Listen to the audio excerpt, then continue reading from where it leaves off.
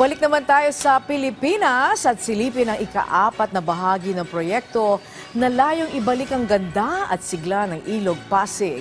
At ayon kay Pangulong Ferdinand R. Marcos Jr., hindi lamang Pasig River ang kanilang balak buhayin sa Maynila, kundi maging ay iba pang landmark sa lungsod. Si Vel Custodio sa sentro ng balita.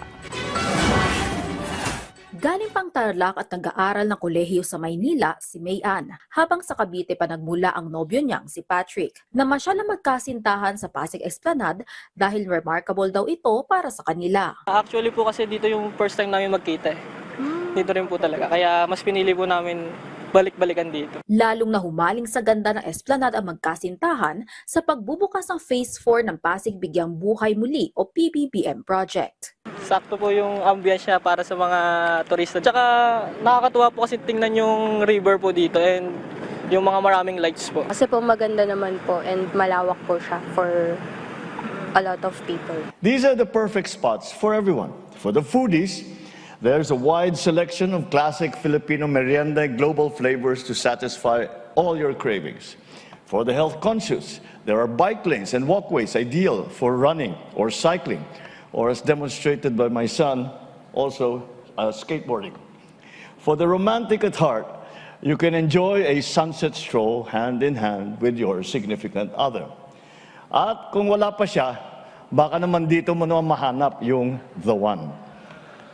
But beyond the sights and sounds, this project is ultimately for everyone.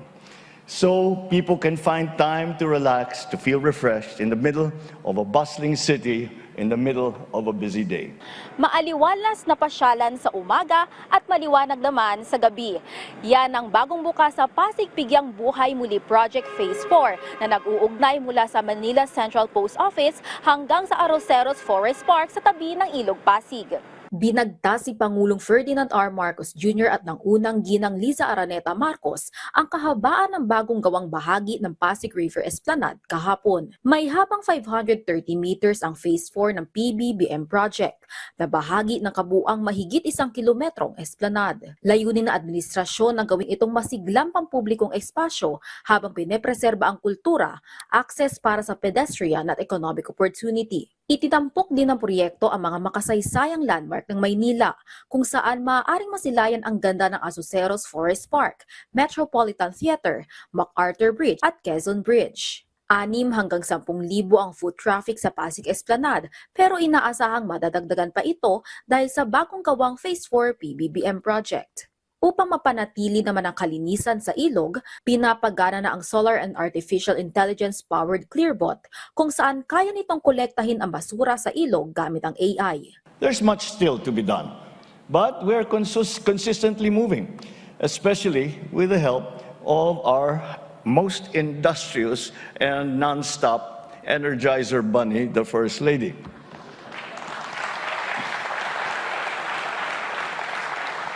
Because of her vision and dedication, this Pasig Bigyang Buhay Muli project was named one of the recipients of the 2025 Asian Townscape Award by the UN Habitat for its sustainable urban development work. Congratulations.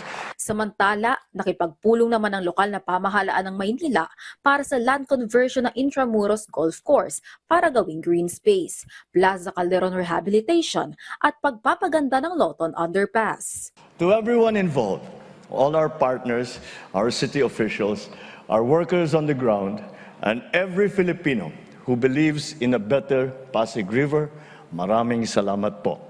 Let us keep this river flowing with hope, with life, and with pride. Mabuhay ang Ilog Pasig, mabuhay ang bagong Pilipinas. Maraming salamat po. Vel Custodio para sa Pambansang TV sa Bagong Pilipinas.